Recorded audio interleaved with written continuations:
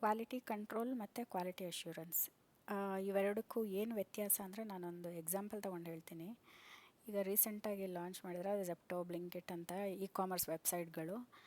So ಇದರಲ್ಲಿ ಒಂದು scenario ತೊಗೊಳ್ಳೋದಾದರೆ, ಮೊದಲು ಅವರು ಅಂದ್ಕೊಂಡಿದ್ರು ಒಂದು ದಿನಕ್ಕೆ 1 crore ಜನ ಇದರಲ್ಲಿ ಆರ್ಡರ್ ಪ್ಲೇಸ್ ಮಾಡ್ತಾರೆ ಅಂತ. ಆದರೆ ಆ್ಯಕ್ಚುಲಾಗಿ ಅದಕ್ಕಿಂತ ಜಾಸ್ತಿ ಆಗೋಯಿತು.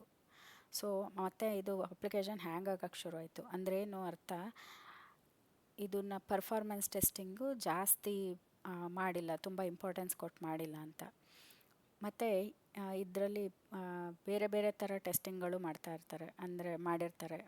ಪರ್ಫಾರ್ಮೆನ್ಸ್, ಸೆಕ್ಯೂರಿಟಿ, UAT, ರಿಗ್ರೆಷನ್ ಅಂತ ತುಂಬ ಟೆಸ್ಟ್ಗಳು ಮಾಡಿರ್ತಾರೆ. ಆದರೆ ಈ ಥರ ಕಾಮರ್ಸ್ ವೆಬ್ಸೈಟ್ಗಳಿಗೆ ಸೆಕ್ಯೂರಿಟಿ ಟೆಸ್ಟಿಂಗ್ ಅಷ್ಟು ಇಂಪಾರ್ಟೆಂಟ್ ಆಗೋಲ್ಲ. ಬ್ಯಾಂಕಿಂಗ್ ಅಪ್ಲಿಕೇಶನ್ನು ಮತ್ತು ಅಥವಾ ಸ್ಟಾಕ್ ರಿಲೇಟೆಡ್ ಅಪ್ಲಿಕೇಶನ್ಗಳೆಲ್ಲ ಪೇಮೆಂಟ್ ರಿಲೇಟೆಡ್ ಅಪ್ಲಿಕೇಶನ್ ಅಲ್ವಾ. ಅಂದರೆ ಆ ಥರ ಅಪ್ಲಿಕೇಶನ್ಗಳಿಗೆ ಸೆಕ್ಯೂರಿಟಿ ಟೆಸ್ಟಿಂಗು ಇಂಪಾರ್ಟೆಂಟ್ ಆಗುತ್ತೆ.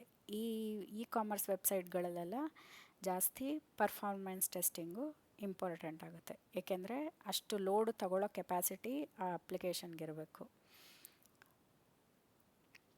ಸೊ ಫಸ್ಟ್ ಬೇಸಿಕಲಿ ಕ್ವಾಲಿಟಿ ಅಶ್ಯೂರೆನ್ಸ್ಗೂ ಕ್ವಾಲಿಟಿ ಕಂಟ್ರೋಲ್ಗೂ ಏನು ಡಿಫ್ರೆನ್ಸು ಅಂದರೆ, ಕ್ವಾಲಿಟಿ ಅಶ್ಯೂರೆನ್ಸಲ್ಲಿ ಇಟ್ ಈಸ್ ಇದು ಪ್ರಾಸೆಸ್ ಓರಿಯೆಂಟೆಡು, ಪ್ರಾಸೆಸ್ನ ಚೇಂಜ್ ಮಾಡೋದು ಅಥವಾ ಆಪ್ಟಿಮೈಸ್ ಮಾಡೋದು ಆ ಥರ.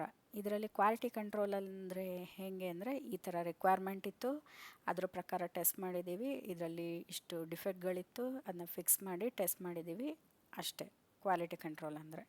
ಸೊ ಇದಕ್ಕೂ ಬಿಗ್ ಡಿಫ್ರೆನ್ಸ್ ಅಂದರೆ, ಇದು ಪ್ರಾಸೆಸ್ ಓರಿಯೆಂಟೆಡು, ಇದು ಪ್ರಾಡಕ್ಟ್ ಓರಿಯೆಂಟೆಡು.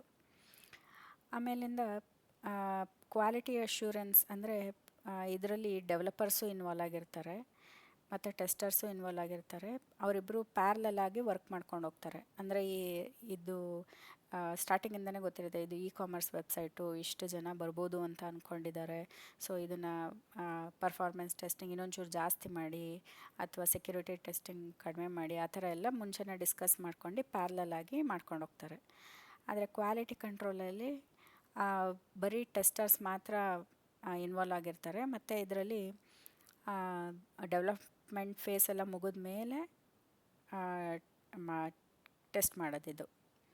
ಸೊ ಇದರಲ್ಲಿ ಕ್ವಾಲಿಟಿ ಅಶ್ಯೂರೆನ್ಸಲ್ಲಿ ಏನಾಗುತ್ತೆ, ರಿವ್ಯೂಗಳು ಮಾಡ್ತಾರೆ ಇನ್ ಬಿಟ್ವೀನ್, ಏನಕ್ಕೆ ಇಷ್ಟು ಡಿಫೆಕ್ಟ್ಗಳು ಬಂತು ಅಥವಾ ಏನೇನು ಇಂಪ್ರೂವ್ ಮಾಡ್ಕೋಬೋದು ಅಂತ ಎಲ್ಲ ಪ್ಯಾರಲಲ್ ಆಗಿ ಡೆವಲಪ್ಮೆಂಟ್ ಟೈಮಲ್ಲೇ ಎಲ್ಲ ಡಿಸ್ಕಷನ್ ಮಾಡ್ಕೊಂಡು ಮಾಡ್ತಾರೆ.